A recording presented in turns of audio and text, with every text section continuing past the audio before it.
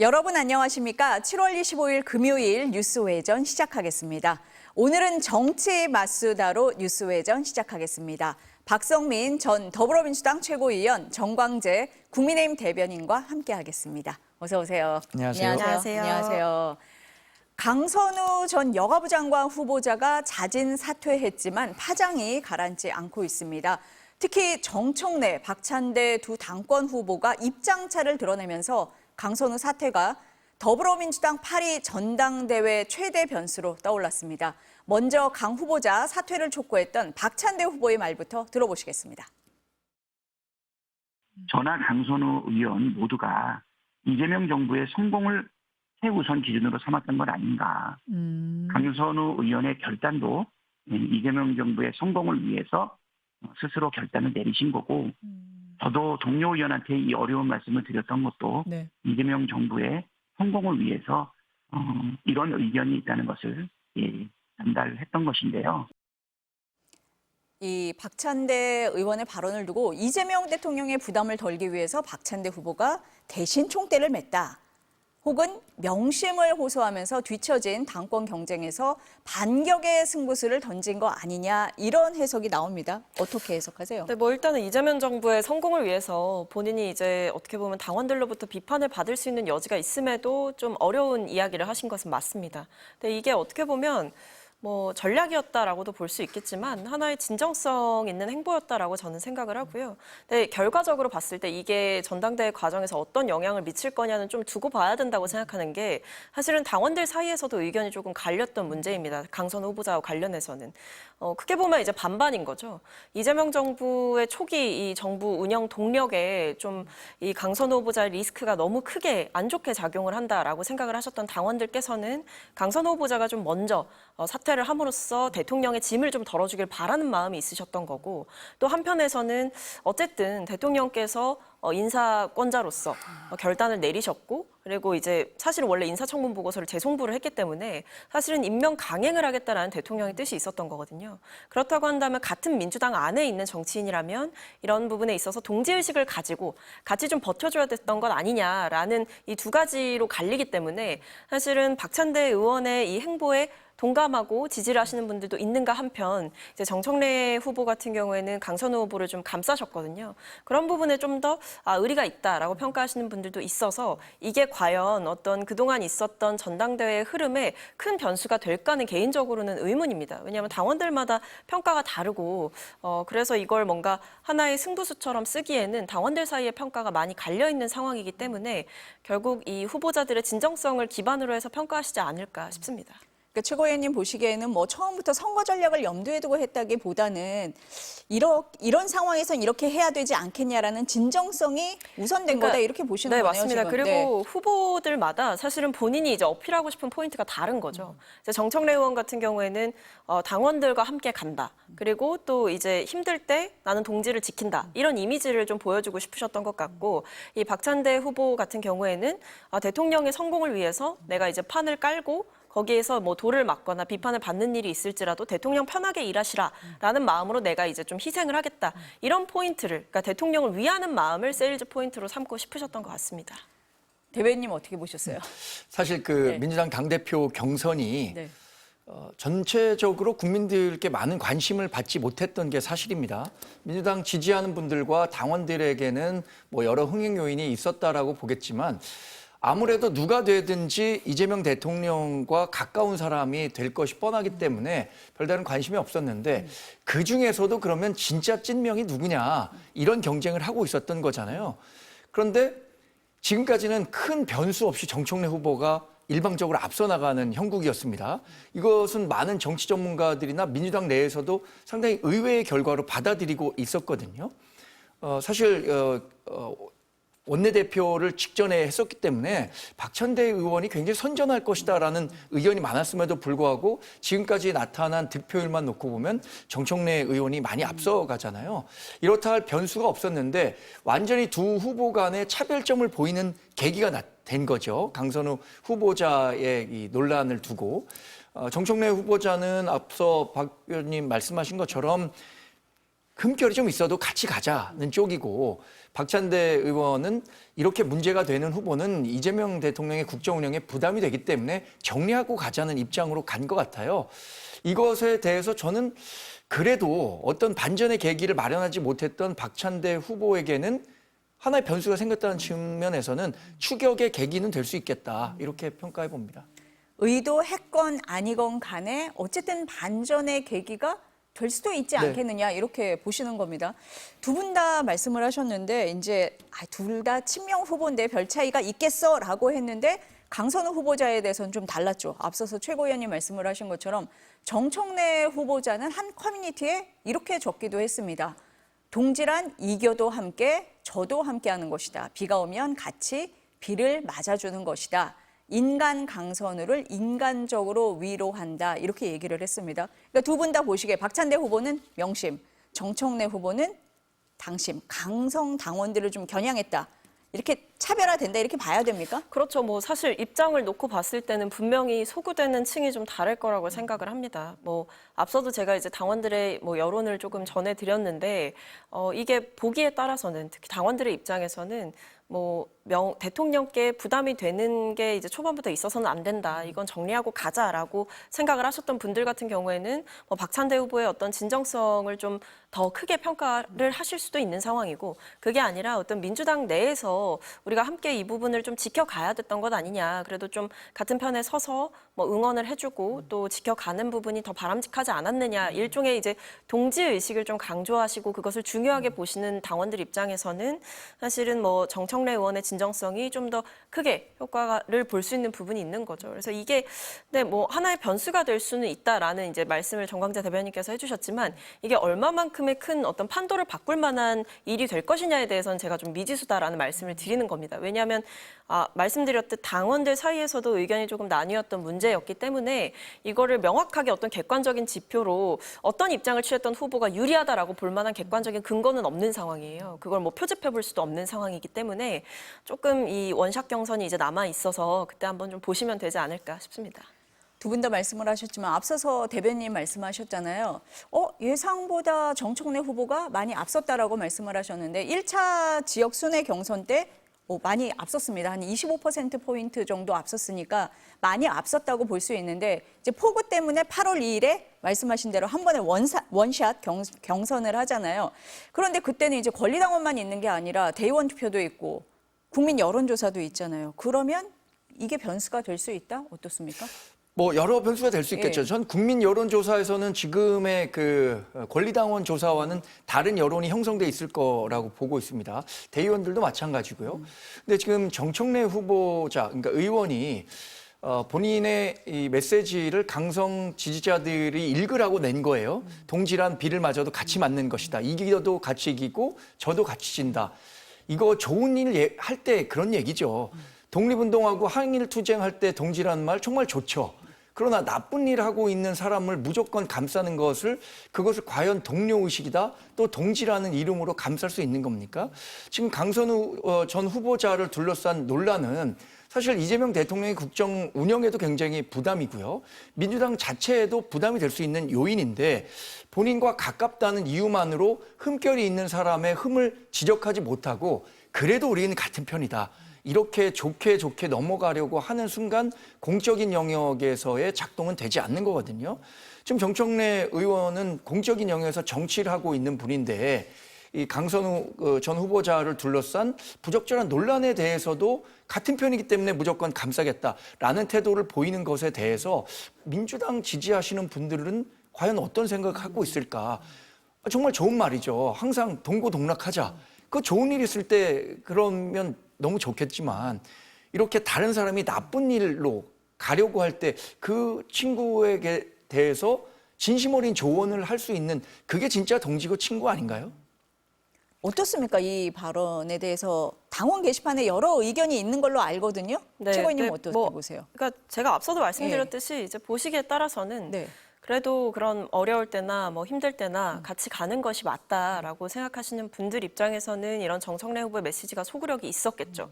근데 또 그게 아니라 사실은 이제 박찬대 후보 같은 경우에 만약에 어떤 이 결과적으로 원샷 경선을 할 때 국민 여론조사라든지 이런 어떤 중도의 민심을 반영할 수 있는 장치가 있다라고 생각을 하셨다면 그 부분까지도 이제 고려를 했을 수는 있겠다라는 생각은 듭니다. 그래서 어떤 국민 중도의 민심에 소구할 수 있는 메시지 그리고 국민들의 눈높이를 강조하는 메시지. 그러니까 이게 국민 눈높이와 어떤 대통령의 부담을 고려했느냐 혹은 그게 아니라 어쨌든 결과적으로 봤을 때 과정 가운데에서 같이 버텨주는 게 중요한 것 아니냐라고 보시는 축이 이제 갈리는 상황이라서 좀 지켜봐야 되는 부분이 있습니다만, 근데 어쨌든 각자가 이제 공략하고자 하는 층이 달랐던 것은 분명해 보입니다. 네, 다만 이제 아마 그런 부분도 고려를 했겠죠. 이게 당원들 같은 경우에는 특히 이재명 정부의 성공을 누구보다 바라시는 분 아니겠습니까? 근데 그 성공을 바라시는 분들 사이에서도 대통령의 결정을 지지해주고 옹호하는 것이 맞다라고 강하게 생각하시는 분들이 있는가 하면 대통령께 부담이 되는 요소는 우리가 알아서 정리를 해야 된다. 이런 쓴소리를 하는 게 필요하다.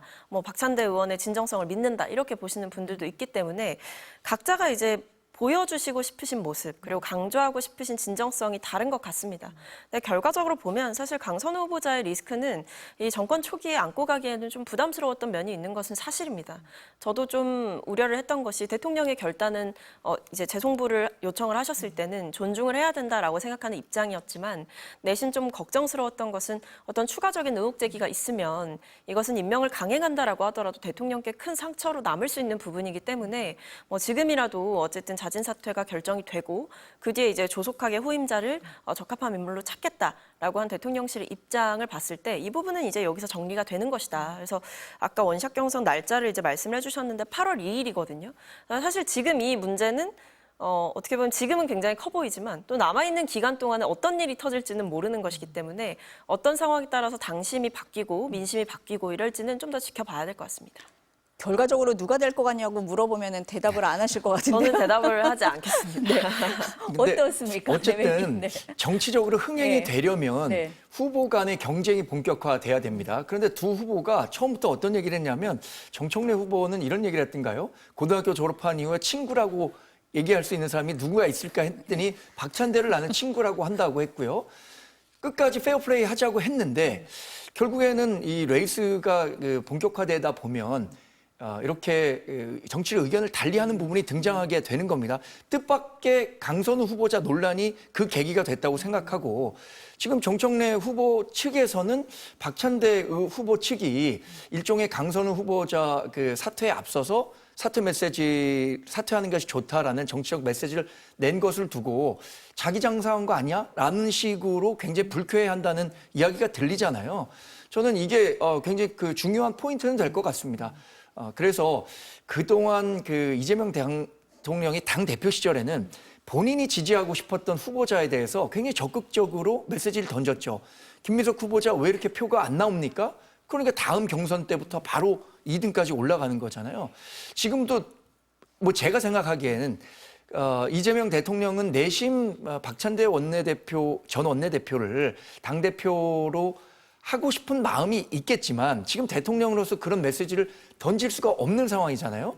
그런데 이 강선우 후보자의 거취와 관련해서 이 부분을 박찬대 의원이 적극적으로 활용하는 것은 저는 또 다른 명심 마케팅의 일환이다 이렇게 보고 있습니다. 그래서 지금까지 굉장히 일방적으로 정청래 후보가 앞서 나가는 모습이었는데 앞으로 구도가 어떻게 될지 참 모르겠습니다. 대변인 보시기에는 이재명 대통령이 박찬대 후보를 민다고 보시는 거네요? 저는 그렇게 봅니다. 그렇게 보십니까? 심적으로는 네. 왜 그러냐? 네.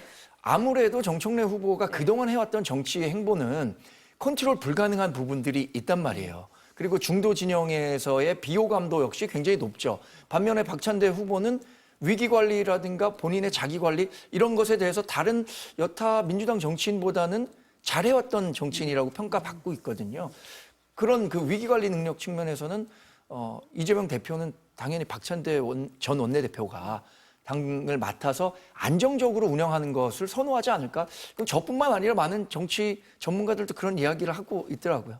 근데 그렇습니까? 저는 그렇게 보지는 않는 게 명심은 어디에도 쏠려 있지 않다라고 생각을 합니다. 사실 대통령의 의중이 어떤 당의 전당대회 과정에 개입하는 것도 부적절하고 그렇게 볼만한 시그널이 나오는 것도 사실은 위험합니다. 그거는 윤 전 대통령이 이제 재직하던 당시에 재임 시절에 이미 우리가 봤던 바가 있고요.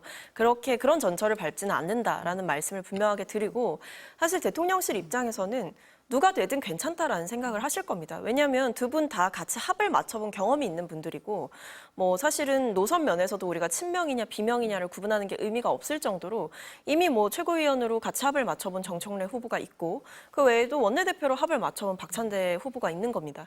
그렇다면 대통령실 입장에서는 특히 대통령께서는 각자의 장단점을 이미 다 알고 계실 거고 뭐 예를 들면 뭐 정청래 후보가 당대표가 되면 좀 기대할 수 있는 부분이 뭐 A라고 치면 박찬대 후보가 당대표가 됐을 때 기대할 수 있는 부분은 B로 이렇게 좀 갈려 있을 거거든요. 그래서 그것 다 뭐 어떻게 보면 누가 되는지와 상관없이 각자의 어떤 특성에 따라서 이 당정 관계가 만들어질 수 있는 부분이고 다만 그 기저에는 이미 굳건한 신뢰와 이미 합을 맞춰본 경험이 있기 때문에 어떤 길로 가든지 저는 아마 그냥 당원들의 판단을 대통령실에서 존중할 것이고 새로 이제 선출이 된 당대표와 함께 일을 해 나가면 되는 것이다라고 생각할 거라고 생각합니다.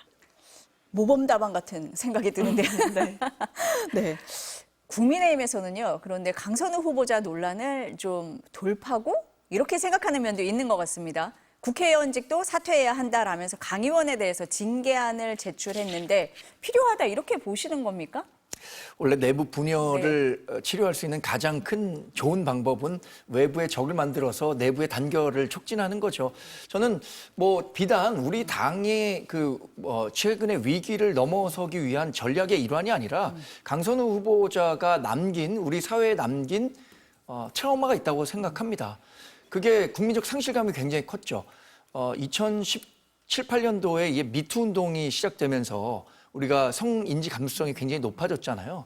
지금 강선우 후보자를 계기로 저는 우리 사회 전반에 갑질, 감수성 이런 것들이 생겨났다고 생각하는데 힘 있는 자와 그렇지 못한 자 이 가운데에서 이 많은 을들이 있습니다. 을들의 서름을 가장 가까이서 보살펴 주겠다고 한 정당이 민주당이었고 그리고 그 일선에서 강선우 의원이 활동했었는데 실제의 모습은 그렇지 않았다라는 측면에서 많은 국민들이 실망감을 갖고 있었을 겁니다. 이 때문에 이제 장관 후보자에서 사퇴를 했는데 저는 송원석 우리 비대위원장이 야당 대표 자격으로서 이분에 대한 의원직 사퇴 또 윤리 제소 이것은 충분히 할 수 있는 정치적 공세라고 봅니다. 그것의 현실화 가능성과는 별도로 이런 문제들을 계속 제기함으로써 야당의 역할을 하는 것이 본연의 몫이라고 생각합니다.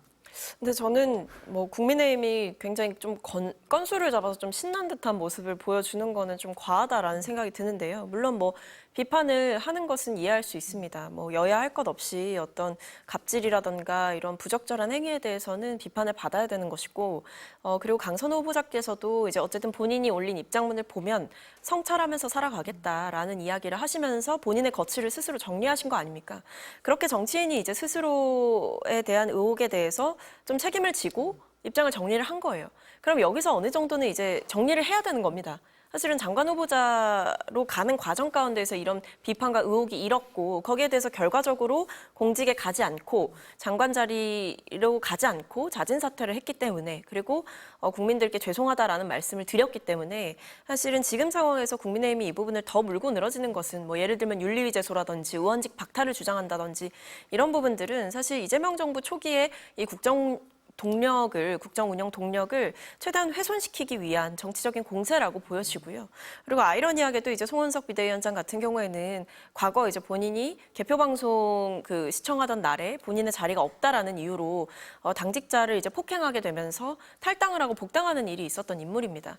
그리고 그뿐만 아니라 이제 홍준표 전 대구시장 같은 경우에도 지금 보면 뭐 국민의힘 내부를 사실상 저격하는 듯한 발언을 하고 있습니다. 뭐 예를 들면 송원석 이 비대위원장이 이런 갑질 문제도 지적을 했고, 뭐 S대가 아니라는 이유로 보좌진을 갈아치운 의원이라고 이제 표기를 하기도 했고, 뭐 술을 마시고 어떤 보좌진에게 행패를 부린 의원 이런 식으로 이제 약간 국민의힘 내부 의원들의 갑질을 익명이지만 좀 폭로하는 듯한 그런 모습도 있었거든요. 그러니까 이게 사실은 여의도 내에 있는 어떤 갑질의 문제가 만연하다라고 한다면 이것은 여야가 함께 성찰해야 할 문제인 것이지 강선우 후보자가 지금 자진 사퇴를 한 마당에 강선우 후보자의 뭐 의원직을 박탈해야 된다, 뭐를 뭐 법을 위반했으니 고발해야 된다 이렇게 가는 것은 국민의힘의 지금 여러 가지 내용이 존재하는 상황 속에서 돌파하기 위한 일종의 돌파구로 이것을 삼는 것이죠. 그래서 좀 과도하지 않나라는 생각은 있습니다. 최고위원님 지금 과도하다 이렇게 말씀을 하셨는데 국민의힘에서는 더 나아가서 안규백 국방장관 후보자, 권오을 국가보훈부 장관 후보자, 정동영 통일부 장관 후보자에 대한 지명 철회도 촉구하고 있습니다. 여야 원내대표의 말 들어보시겠습니다. 반복되는 낙마와 논란은 단순히 대통령실 인사검증이 부실하다는 수준을 넘어서 애초에 인사검증 시스템 자체가 존재하지 않았다는 것 아니냐라고 하는 의구심이 들게 됩니다. 장관 후보자 3인에 대한 지명 철회 요구를 용납할 수 없습니다. 철회에 대한 합당한 사유도 논리적 근거도 없습니다. 내란 혐의, 그런 내란 정당 혐의도 모자라서 대선까지 불복하겠다는 것으로 보입니다. 아마 국민의힘이 우리 민주당의 협치 의지와 인내를 많이 오해한 것 같습니다. 먼저 국민의힘 입장부터 들어볼까요? 네. 일단 이번 인사청문회 과정에서 가장 논란이 됐던 2명은 임명 철회와 자진 사퇴 형식으로 정리가 됐습니다.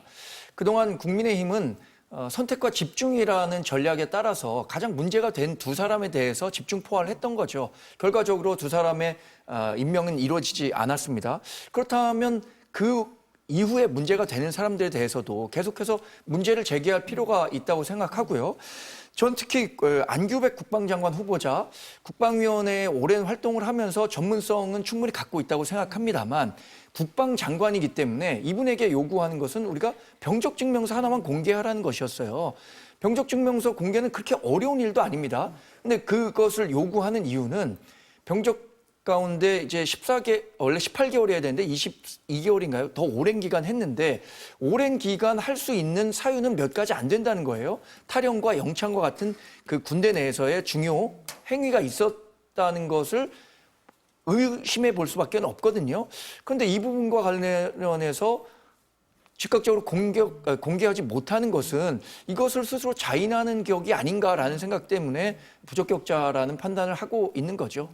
야당에서는 지적할 만한 문제를 지금 제기한 거다라는 입장이시고 어떻습니까?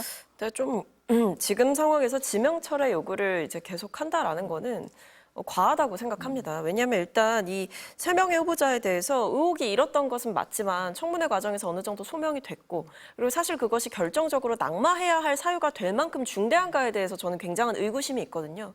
그냥 오히려 지금 상황에서 그동안 그렇게 문제를 삼았던 이진숙 후보자와 강선우 후보자에 대한 거취가 막상 정리가 되고 나니 그 다음 먹잇감을 찾는 게 아닌가 싶습니다. 그래서 계속해서 어떤 장관 인선을 두고 그리고 정부 초기에 이렇게 내각을 꾸리는 과정에서 한시가 급한 상황인데 여기에 대해서 협조할 생각은커녕 오히려 계속 국정 운영에 있어서 발목 잡기를 시도하고 있는 게 아닌가라는 생각이 듭니다. 그래서 결과적으로 보면 지금 인사 검증이 부실하니 지금 지명 철회를 해야 된다라고 이야기를 하는데 사실 좀 앞뒤가 안 맞습니다. 왜냐하면 검증이 이제 부족하다라고 한다면 인사 시스템을 어떻게 강화할 것인지 검증 시스템 강화 관련한 구체적인 내용을 밝혀달라라고 하면 될 일이지 장관 후보자들이 구체적으로 낙마할 만한 결정적인 사유가 없는 상황에서 지명 철회도 하고 인사 시스템도 뭔가 문제가 있으니 이걸 들여다봐라라고 하는 것은 좀 정치적인 공세 수위가 좀 정상의 범위를 좀 넘어선 것이 아닌가라는 생각이 들어서 청문회 과정에서 치열하게 따져보고 비판하는 것은 할 수 있지만 이것이 장관 후보자 3인에 대해서 지명 철회까지 가야 된다라고 주장하기에는 저는 국민적인 공감대도 만들어지지 않았다라고 생각을 하고 오히려 국민의힘에서 그간 문제 삼았던 2 후보자에 대한 거취가 어쨌든 정리가 됐는데 이런 부분들은 좀 간과하고 계속 그 다음을 외치면서 끝없이 정치 공세를 하려는 명목이 아닌가라는 생각이 들어서 매우 우려스럽습니다. 장관 후보자에 대해서 여야가 지금 다른 입장을 보이고 있다. 이렇게 2분도 이렇게 다른 입장차를 보이고 계신데 또 다른 인사 논란이 있습니다. 최동석 인사혁신처장을 둘러싼 논란인데요. 여권 안에서도 비판이 제기되고 있습니다. 문재인 전 대통령에 대해서 막말을 하고 박원순 전 서울시장 옹호한 발언도 여권에서는 문제 삼고 있습니다. 특히 국민의힘에서는 이재명 대통령을 향해서 민족의 축복이라고 한 데 대해 아첨혁신처장이다. 이렇게 공격을 하고 있어요. 박지원 의원이 최동석 처장을 두고 우리 검증이 잘못되고 있는 것은 사실이다. 이렇게 얘기하기도 했습니다.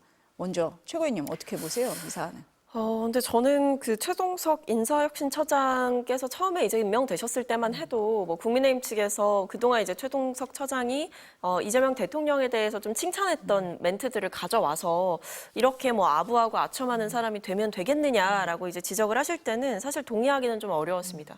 개인의 주관적인 평가할 수 있는 거고 공직을 맡기 전에 개인적인 견해를 밝힌 것을 두고 아부했으니까 자리를 줬다 이렇게 보기에는 이분이 너무 인사 쪽에 커리어가 확실하신 분이고 전문성이 확보된 후보였기 때문에 사실은 이렇게 임명이 되는 게 저는 뭐 이력상으로 봤을 때는 충분히 타당한 임명이었다라고 생각을 했습니다. 근데 문제는 이제 그동안 나왔던 뭐 문재인 전 대통령에 대한 막말이나 문재인 정부에 대한 지나친 폄훼, 그리고 더 나아가서는 뭐 박원순 시장과 관련했던 뭐 성비 피해자에 대해서 사실은 2차 가해가 될 수 있는 발언들을 했다는 거는 상당히 좀 심각한 논란이라고 보고 있습니다. 그래서 이런 부분들이 지금 이렇게 계속 터져 나오고 있는 상황인데 사전에 좀 걸러질 수는 없었나라는 아쉬움은 있습니다. 뭐 개인적으로 문재인 정부에 대해서 비판할 수 있다고 생각을 하고 정책적으로 다른 견해를 가질 수 있다고도 생각을 합니다. 그런 비판과 어떤 뭐 논쟁은 충분히 허용되어야 하는 영역이죠. 근데 그것과 별개로 문재인 정부에 대해서 그냥 덮어놓고 무조건 비난을 한다거나 그러니까 비판이 아닌 비난 혹은 비방 혹은 폄훼 이런 일방적인 내용들이 있었다라고 한다면 사실 이 민주 진보 진영에서 이제 다음 정부로 이재명 정부가 들어선 것인데 과연 이재명 정부, 그러니까 이 진보 진영에서 공직을 하기에 적합한 후보자냐라는 의구심은 좀 들더라고요. 그래서 개인적으로는 뭐 2차 가해성 발언에 대해서는 사과를 하시긴 하셨지만 이런 과거의 발언들에 대해서 뭐 기억이 나지 않는다라고 말씀을 하시는 것은 좀 깔끔한 사과도 아니었을 뿐만 아니라 일단 이 발언 자체가 문제가 될 수 있었기 때문에 저는 개인적으로 좀 사전에 검증이 좀 더 철저했어야 됐던 인사가 아닌가 싶습니다. 어떻게 보세요? 우리나라의 인사 전문가 중에 지금 논란이 되고 있는 최동석 인사혁신처장만큼 능력을 갖추지 않은 사람이 있을까요? 저는 당장 저보고 추천하라 그러면 인사 담당하는 좋은 사람들 더 많이 추천할 수 있을 것 같습니다. 근데 지금 그 최동석 인사혁신처장에 대한 인사는 박지원 의원이 얘기한 것처럼 인사 시스템에 잘못이 있다 이게 아니에요. 제가 생각엔 오히려 워낙 충실하다 보니까 이분이 중용된 겁니다. 이분이 다 유튜브, 그러니까 인사 검증을 하는 과정에서 다 내용 보니 이재명 대통령에 대해서는 극찬하고 다른 정치인에 대해서는 폄하하고 이런 만큼 좋은 그 코드 인사가 어디 있습니까? 또 이분 했던 얘기 중에 코드 인사 해야 된다고 했잖아요. 그러니까 이재명 대통령에게는 가장 최적의 인사혁신처장이라고 생각해서 이 자리에 갔을지 모르겠습니다만 그러나 이분이 해왔던 발언이나 그동안 행동들을 봤을 때 그것이 과연 인사혁신처장이라는 고위 공직을 맡는데 충분한 품성을 갖췄느냐. 이것은 저는 국민들께서 상당히 의문을 제기하고 있다고 생각합니다. 그리고 우리 정말 그 친한 사람에게도 저 정도 아부 못합니다. 하늘 민족의 축복이라고요? 민족의 축복 그거 어디서 주로 쓰는 말입니까? 북한 조선방송에서 주로 쓰는 말 아니에요? 저 정도의 발언이 어떻게 저렇게 술술 아무리 뭐 유튜브 방송이라고는 하지만 나올 수 있는지 또 그런 발언을 한 사람을 인사혁신처장에 앉히겠다는 발상을 했는지 굉장히 의아합니다, 저는. 보면은 국민의힘뿐 아니라 민주당 안에서도 인사검증에 문제가 있는 거 아니냐 이런 얘기가 나옵니다. 그랬더니 대통령실에서 비서실장 산하에 인사위원회를 두고 있다라고 했는데 인사위원이 누군지는 공개하지는 않았습니다. 그러다 보니까 이 대통령 측근 그룹에서 인사검증을 주도하는 거 아니냐, 그래서 제대로 안 되는 거 아니냐라는 지적도 나옵니다. 근데 뭐 그렇게 단정하기에는 어려운 상황인 것 같고요. 뭐 비서실장 주재 인사위원회가 원칙에 맞게 돌아가고 있다라고 이제 대통령실에서 공식적으로 입장을 밝혔고 그 세부 내용을 지금 당장은 뭐 구체적으로 공개하고 있지는 못하지만 지금 어쨌든 대통령실도 인사 검증을 좀 더 엄정하게 해야 된다라는 데에 대해서는 공감과 이제 그런 입장 표명을 했기 때문에 내용을 조금 더 지켜봐 주셔야 된다라는 생각이 들고 그리고 사실 그렇게 만약에 특정인이 좌지우지하는 인사였다라고 한다면 이만큼까지 오기가 어려웠을 겁니다. 그러니까 지금 뭐 장관도 꽤 인선을 많이 했고 대통령실에 진용을 꾸리는데도 그렇다면 특정인 몇몇이서 그렇게 관여를 했다라고 하면 분명히 잡음이 중간에 나왔을 거예요. 여러 가지 얘기가 초반부터 나왔을 겁니다. 근데 그게 아니라 지금은 어떻게 보면 좀 몇몇에 대한 인사검증이 부실했다라는 비판이 일게 되면서 인사검증 시스템을 좀 개선해야 된다라는 취지의 비판이 제기되는 상황이지 특정인 몇몇이 이제 하고 있다 이렇게 보기는 저는 그렇게 단정할 만한 근거도 없다라고 생각을 하고요. 다만 이제 개인적으로 좀 중요하다 생각하는 것은 부분은 뭐 특정인이 맡고 있다라는 부분에 대해서 저는 동의하지 않고 그러지 않을 거라고 생각을 합니다만 조금 더 인사 검증의 절차가 어떻게 되고 있는지는 조금 더 투명하게 공개를 할 필요가 있고 책임자나 책임 단위에 대해서도 조금 더 확실하게 할 필요는 있을 것 같다. 그리고 이번에 사실 특히 논란이 됐을 때 좀 개인적으로 굉장히 안타까웠던 부분은 금방 걸러낼 수 있었던 부분이었는데 못 걸러냈던 인사가 있었어요. 특히 국민통합비서관 같은 경우에는 몇 달 전에 쓴 저서에서 계엄을 옹호했던 발언이 있었습니다. 그렇다고 한다면 그 저서를 뭘 썼는지는 당연히 받아봤을 거고 그럼 그 저서까지도 좀 살펴봤어야 되는 게 맞지 않았나. 그런 면에서 좀 더 엄정하게 절차를 보완하겠다고 한 대통령실의 입장이 정말 어떤 구체성을 담보하려면 어떻게 강화를 할 것인지에 대해서 시스템을 좀 더 투명하게 보일 필요는 있겠다는 생각은 듭니다. 어떻습니까, 대변인님? 역대 정부에서 인사 관련 논란에서 자유로웠던 역대 정부는 없습니다. 사실 인수위 없이 출범했었던 문재인 대통령 시절에도 2017년 초기 내각 구성과 관련해서 굉장히 여러 논란이 있었기 때문에 그런 문제점들을 간파하고 인사추천위원회라는 거를 이제 비서실장이 위원장을 맡아서 조직을 맡아서 그럼 공적으로 투명하게 추천하는 조직을 만들었죠.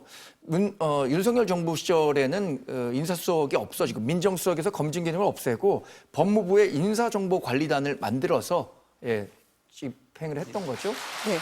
대변인 조금 이따가 이 얘기는 다시 듣기로 하고요. 지금 화면에 이재명 대통령이 지역에서 지역 민심을 청취하는 그런 행보를 계속하고 있는데요. 오늘은 부산입니다. 들어보겠습니다. 위치를 같은 높이로 놓는 게 상징적으로 좋은 면은 있는데 잘 안 보여서도 불편하기도 하죠. 이것도 언젠가 기회가 되면 집단 토론을 통해서 투표로 결정을 바꿔보도록 하겠습니다. 네, 우리 존경하는 부산 시민 여러분들 요새 여러 가지로 많이 힘드실 것 같습니다. 전체적으로 경기도 나쁜 데다가 또 불균형 성장 발전에 따른 지역 소외까지 겹쳐서 요새 저도 참 이 말 하기 싫던데 자꾸 여러분들 스스로 노인과 바다 얘기를 많이 하시는 것 같더라고요. 참으로 안타까운 상황인데 사실 이게 부산만 겪는 문제는 아니고 대한민국 전부가 겪고 있는 문제이기도 하고 또 어쩌면 흐름으로 본다면 전 세계적인 흐름의 일부이기도 한 측면이 있습니다. 그러니까 지방으로 가면 지방 소도시에서 지방 대도시로 또 면 단위 이런 데서는 읍내로 또 지방 대도시들은 또 수도권으로 근데 또 한편으로 보면 수도권에서 뉴욕으로 또 이런 면들이 있죠. 전 세계가 이제 하나의 생활권으로 묶이면서 집중화 현상이 사실은 거부하기 어려운 마치 중력처럼 작동을 하는 것 같습니다. 그렇다고 그걸 그대로 방치할 수는 없는 것이고 특히 대한민국은 불균형 성장 전략을 실제로 취해왔죠. 그러니까 대한민국이 가진 자원과 기회가 워낙 적다 보니까 이걸 골고루 나누면 효율성이 떨어져서 한 곳에 집중하는 소위 올인 몰빵 전략을 했던 게 사실입니다.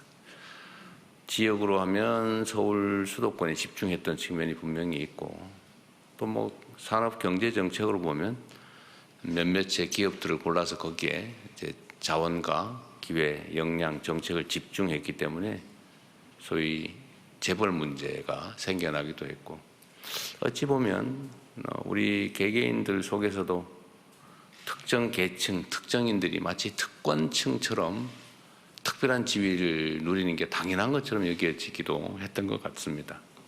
근데 이게 한때는 꽤 유용한 성장 발전 전략이었어요. 그래서 전 세계에 유례가 없는 압축 성장을 우리가 했습니다.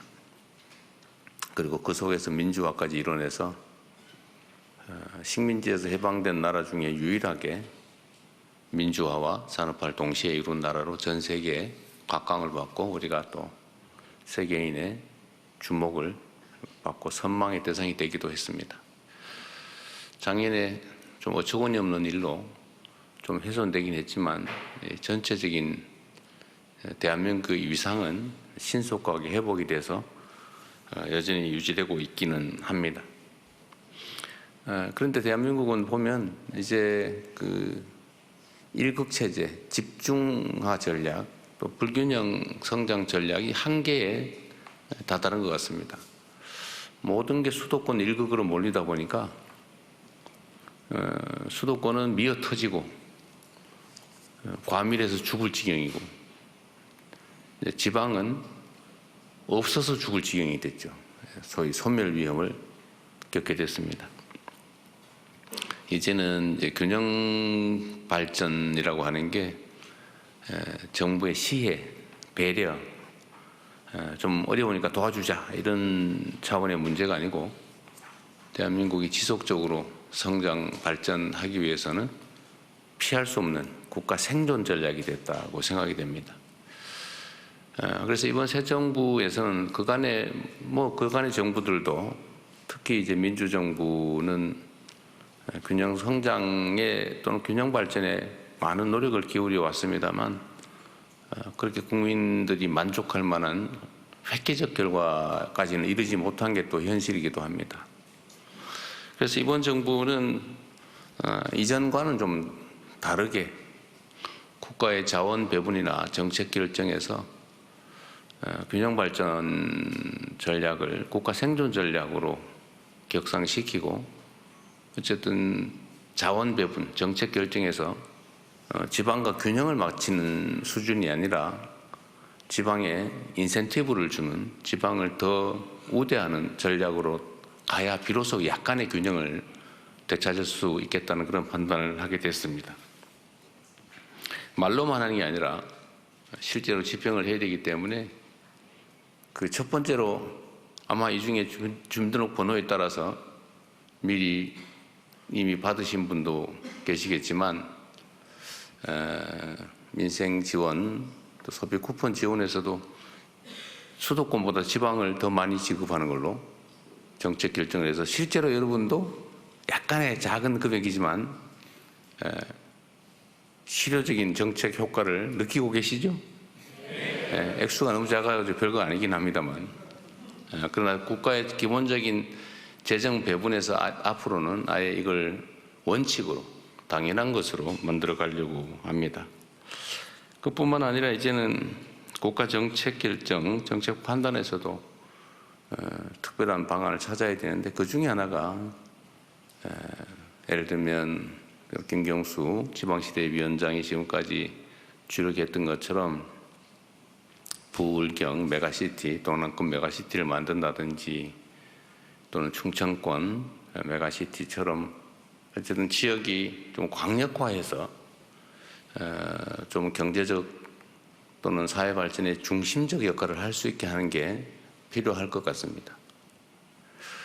아까도 좀 잠깐 말씀드렸는데 이제는 국가 발전이나 사회 발전에도 중력이 작용하는 것 같아요. 규모가 커야 효율성이 높아지는 그런 측면에 있어서 이제 부울경 메가시티를 비롯한 지방 정책들, 지방 발전 전략을 부울경을 중심으로 좀 빠르게 한번 시행해 보자라는 생각이 있습니다. 또 한 가지는 이제 해당 지역의 특성들을 고려해야 되는데 제가 전에 호남 지역 광주 전남에 가서 광주 전남이 가진 특성 중에 이 특장점들을 이제 활용을 해야 되겠죠. 그래서 거기는 재생에너지 사회로 우리가 전환할 때 재생에너지원이 풍부하기 때문에 재생에너지를 중심으로 한 발전 전략을 대대적으로 수립해보자라고 지금 얘기해서 우리 정부 안에서 특히 대통령실 안에서 그걸 집중적으로 기획하고 있는 중이기도 합니다. 그러면 부울경은 어떻게 할까? 역시 항만 물류 도시라고 하는 특성을 좀 최대한 살려서 좀 발전 전략을 짜보자라고 하게 됐습니다. 거기서 마침 지금 기후 변화로 지금 북극 항로가 활용 가능성이 매우 높아졌기 때문에 대한민국이 그 중에서도 특히 부산이 아마도 북극 항로 개척에 따른 수혜를 입을 가능성이 매우 높다. 일부에서는 이거 뭐 한 10년, 20년 후 일인데 뭐 지금 뭘 그러냐라고 하지만 사회적 변화라고 하는 것은 10년, 20년, 50년, 100년 전에 미리 준비하지 않으면 기회를 놓치게 되죠. 사실은 빠른 게 아니라 늦었습니다. 그래서 지금이라도 속도를 내서 항만 물류 중심 도시로, 동북아 중심 도시로 발전하는 가능한 방안이 뭔지를 한번 논의해 보려고 하고, 그 중에서도 정부의 의지가 매우 중요하지 않겠습니까?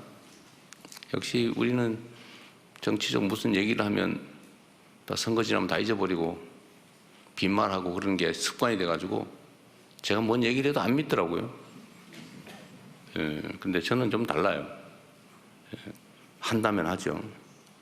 그래서 해수부를 포함한 관련 국가기관들 부산 집중 이전도 뭐 여기저기서 얘기가 많긴 합니다만 그런 것도 가능한 범위에서 신속하게 지금 집행 중입니다. 연말까지는 혹시 이사를 올 수 있을까 잘 모르겠어요. 올 수 있어요. 올 수 있어요.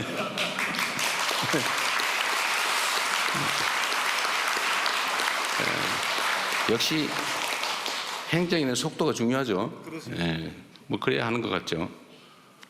그리고 산하기관들 또 관련 기업들, 특히 공기업들, 공기업 산하기관들, 또 출자 출연 기업들도 최대한 신속하게 이전해 오도록 하겠습니다. 그리고 거기에 더해서 이제 행정적인 조치뿐만이 아니고 해사법원 문제나 동남권 투자은행 설립 문제도 최대한 시간을 줄여서 신속하게 해볼 생각입니다. 하여튼 부산 시민 여러분들께서 매우 어려운 환경에서 정말 고군분투하고 계신데 어쨌든 부울경 그중에서도 부산을 중심으로 우리가 새로운 희망을 여러분과 함께 만들어 보도록 하겠습니다. 오늘 많은 의견 주시고 가급적이면 똑같은 얘기는 반복하지 마시고 특히 사적인 이야기나 개인적 민원에 가까운 얘기들은 아마 들어오실 때 메모지를 다 나눠드렸을 겁니다. 그러시면 뭐다 메모를 해주시면 저희가 다 파악해서 필요한 조치를 해서 개별 통지를 해드릴 겁니다. 그리고 가급적이면 많은 분들의 관심이 집중된 공통의 의제 중심으로 우리 길지 않은 시간이지만 대화를 이어나가도록 하겠습니다. 여러분 반갑습니다. 고맙습니다.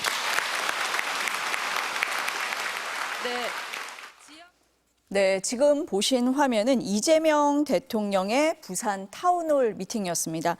이 자리에는 보니까 전재소 해양수산부 장관 김경수 지방시대 위원장도 함께 자리를 했습니다. 오늘은 해양수산부 부산 이전 북극항로 개척 같은 주제가 다뤄질 것 같습니다. 부산 지역 시민 200명이 참석을 해서 얘기를 나눈다고 하는데요. 이후에 들어오는 소식이 있으면 전해드리도록 하겠습니다. 저희는 다시 정치권 얘기로 돌아오겠습니다. 이번에 국민의힘으로 좀 가볼까요? 제가 인사 관련해서 조금 얘기를 하다가 그럴까요? 멈췄는데 하시죠. 지금 박 최고께서 말씀하신 것처럼 인사가 이른바 성남 경기 라인에서 주도적인 역할을 하면서 공정하고 투명한 인사가 이루어지지 못하고 있다라는 지적들이 계속해서 나오고 있습니다. 이게 한두 건이 아니라 계속해서 얘기가 나오다 보면 본질과는 상관없이 많은 국민들이 그런 문제의식을 갖게 될 겁니다. 근데 인사라는 게 정말 국정의 가장 중요한 포인트잖아요. 그래서 이 인사가 더 잘 되려면 과거처럼 시스템을 만들어야지 지금처럼 본인이 하는 인사는 다 맞는 방향이다라는 자기 확신에 차게 되면 국정 동력을 충분히 활용하기가 어려울 것이다라는 말씀을 드립니다. 대변인님 말씀대로 사실 인사가 만사다 이런 얘기를 많이 하고 있고 대통령실에서도 처음에는 문제가 없다고 했다가 검증 시스템을 점검하겠다, 꼼꼼하게 보겠다라고 했으니까요. 좀 지켜보도록 하겠습니다. 이번엔 국민의힘 넘어가도 될까요? 그렇죠. 네. 한동훈 전 대표가 전당대회 불출마를 선언을 했습니다.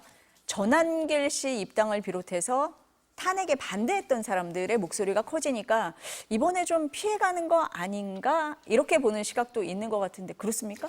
피해간다기보다는요.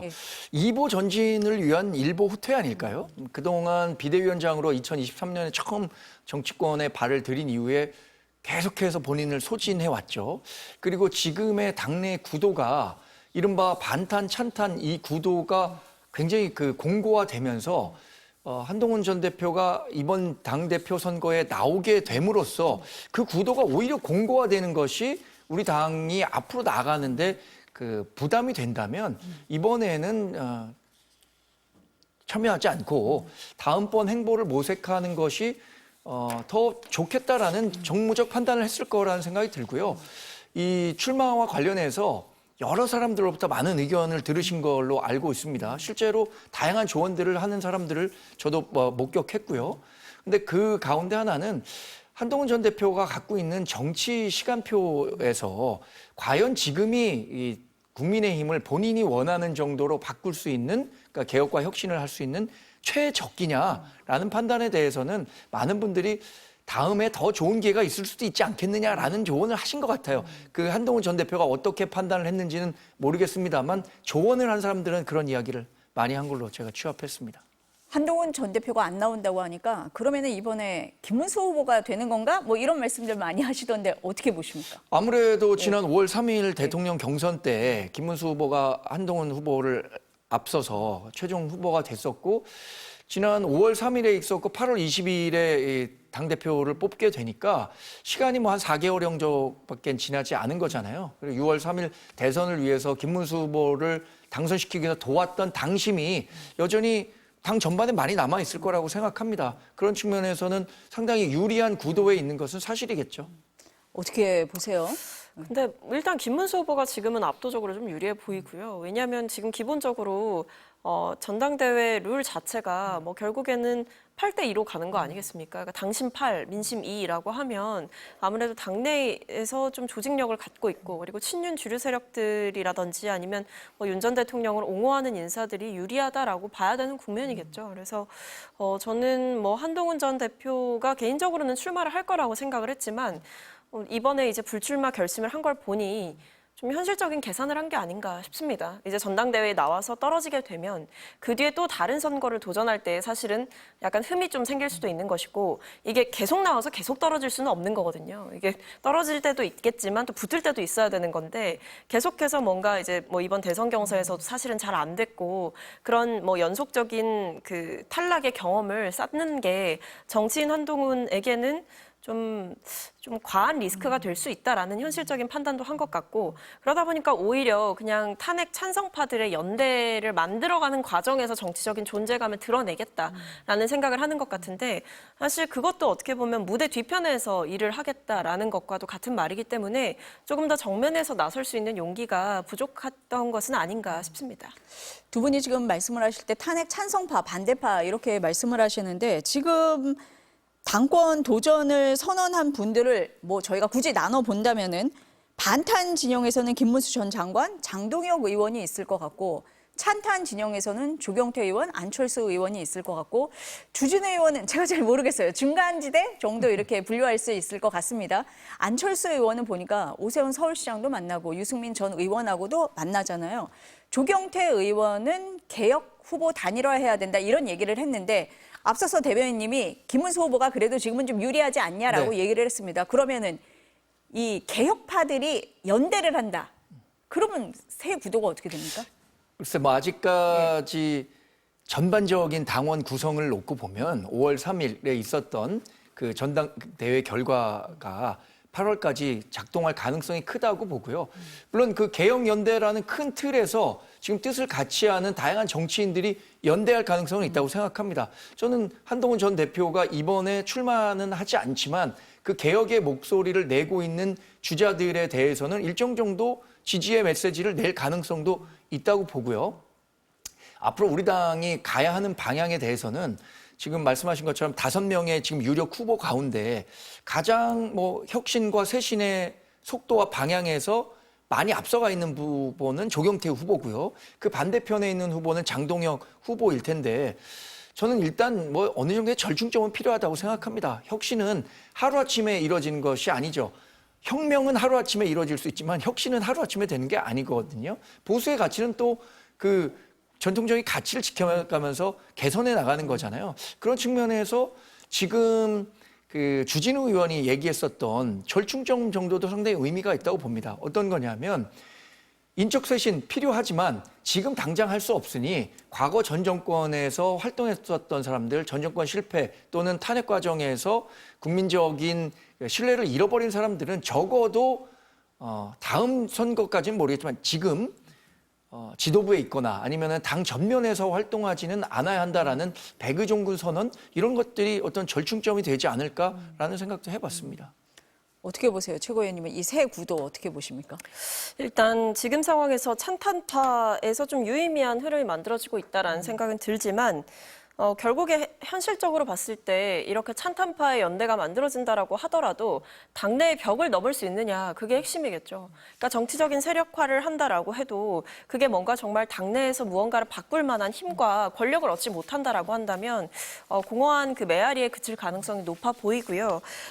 오히려 제가 좀 주목하는 것은 이 전한길 씨가 이 전당대회 과정에서 얼마만큼의 영향력을 미칠 거냐 이 부분일 것 같습니다. 사실 요즘 뭐 뉴스의 중심은 전한길 씨라 해도 과언이 아닐 정도로 국민의힘 내부의 어떤 자중질환이 극심해지고 있는 상황입니다. 그래서 뭐 과거에는 우리가 친윤 반윤으로 분류를 했고 찬탄 반탄 어쨌든 윤 전 대통령과 이 연관돼 있는 것 안에서 계파를 이제 구분을 했었거든요. 근데 지금 보면 전한길 씨와의 절연을 주장하느냐 혹은 전한길 씨와 같이 가자는 걸 주장하느냐 혹은 사과를 해야 되냐 사과를 그만해야 되냐 이 파로 나뉘는 것 같습니다. 그래서 결국에는 지금 뭐 친길이냐 반길이냐 이런 얘기가 나올 정도로 이 전한길 씨가 뉴스의 중심에 그리고 국민의힘의 중심으로 떠올랐다라는 것 자체가 이 국민의힘 내부의 현 주소를 보여주고 있는 게 아닌가 싶어서 개인적으로는 좀 보수 진영의 재건의 길이 좀 멀어 보인다라는 생각은 듭니다. 최고위원님이 지금 이제 당내 벽을 말씀을 하셨는데 오늘 오전에 보니까 국민의힘에서 당무감사 결과가 나왔어요. 국민의힘 김용태 전 비대위원장이 제기했던 그 당무감사 결과가 나온 건데 김문수, 한덕수 대선 후보 교체 시도가 당원 당규 위반이다 이런 판단입니다. 당무감사위원회가 당시 비대위원장이었던 권영세 의원, 사무총장이었던 이양수 의원에 대해서 당원권 3년 정지 징계를 청구하기로 했습니다. 이게 최고 수준의 징계라고 하는데 뭐 윤리위가 남아있긴 해요. 어떻게 의미를 봐야 됩니까? 우리가 예상했었던 것보다도 훨씬 더 강도 높은 수준의 징계를 당무감사위원회에서 요구한 것이죠. 당무감사위원회 오늘 그 브리핑 소식이 잡혔을 때만 하더라도 뭐 크게 뉴스 될 만한 내용이 없을 것이다라고 생각했는데 당원권 정지 3년은 굉장히 고강도 징계입니다. 저는 이 부분과 관련해서는 분명히 책임질 만한 소재가 있다면 그 부분에 대한 책임을 묻고 넘어가는 것이 우리가 앞으로 나아가는데 도움이 될 것이라고 생각합니다. 그게 최소한 우리 당이 갖고 있는 자정작용, 그러니까 스스로 자신이 했었던 과오를 사과하고 넘어갈 수 있는 힘이라고 생각하는데 전한길 씨 논란도 마찬가지입니다. 저는 이번 당대표 선거 과정에서 과연 전한길 씨가 지금 자신이 얘기하는 것처럼 10만 명의 당원을 데리고 와서 어떤 식으로든 우리 당의 의사결정에 영향을 줄 수 있을 것이다라고 공언하고 있지만 그게 호언장담했지만 실제로 그런 실력이 있는 건지 저는 이번 그 선거 결과에서 그 결과가 나올 것이라고 생각하고 본인이 얘기하고 있는 정도의 영향력 행사하기 어렵다고 봅니다. 대변인 말씀하셨지만 굉장히 센 결과가 나오기는 했어요. 만약에 윤리위에서 이게 확정이 되면 다음 공천을 못 받는 거거든요. 어떻습니까? 근데 사실 이렇게 뭐 윤리위를 통해서 징계를 하는 것도 필요한 절차긴 하지만 저는 개인적으로 이렇게 윤리위나 뭐 당무감사가 청구되기 전에 그때 새벽에 기습적인 후보 교체 시도를 했고 실패하고 난 뒤에 그 당시에 주도적인 행위를 했던 사람들이 자발적인 책임을 졌어야 된다라고 생각을 합니다. 당장이라도 이 직책을 내려놓고 뭐 의원직도 사실은 뭐 다음 총선 불출마 선언을 하거나 모든 당직 내려놓고 당분간 이제 좀 성찰하겠다 이런 모습이 있었어야 되는 건데 당시 국민의힘을 생각해 보면 아무 일도 없다는 듯이 지나갔거든요. 그래서 오히려 저는 김용태 전 비대위원장이 뭐 비록 5대 개혁안 뭐 그 부분은 전혀 뭐 통과를 잘 못 시키고 넘어갔지만 어떤 이런 당무감사 라는 부분에 있어서 어느 정도의 결론이 나온 것은 하나의 유의미한 성과다라고는 보입니다. 근데 개인적으로는 윤리위에서 이 징계가 확정될 수 있을까에 대해서도 좀 의문이 있어요. 왜냐하면 지금 뭐 혁신위를 뭐 만들었지 않습니까? 근데 혁신을 만들었지만 혁신위가 내놓은 안에 대해서 논의를 하는 뭐 의원총회 윤희숙 의원도 부르지 않고 있는 상황이고 그리고 혁신위가 얘기한 여러 혁신안에 대해서 실질적인 절차를 밟아서 뭐 행위에 옮기는 그런 것들을 계속 비대위가 막아서 물러서거나 친윤 주류 세력들이 방해를 하고 있는 상황이지 않습니까? 그렇다고 한다면 이렇게 당무감사위가 뭐 최고 수준의 징계를 요구했다라고 하더라도 이 윤리위가 언제 열릴지도 두고 봐야 되는 것이고 윤리위 과정에서 뭐 또 개인에게 소명할 수 있는 기회를 줬을 때 그것을 또 얼마나 받아들일지 혹은 뭐 고위직에서 좀 어떤 입김은 없을지 이런 부분들도 종합적으로 살펴봐야 되는 문제가 남아 있는 것 같습니다. 윤리위가 아직까지 남아있다라고 말씀을 드렸는데 이 당무감사 결과가 나오니까 당대표가 누가 되느냐에 따라서 결과가 달라질 수 있다라는 얘기도 하더라고요. 네, 그건 좀 지켜보도록 하겠습니다. 오늘 두 분 말씀은 여기까지 듣겠습니다. 감사합니다.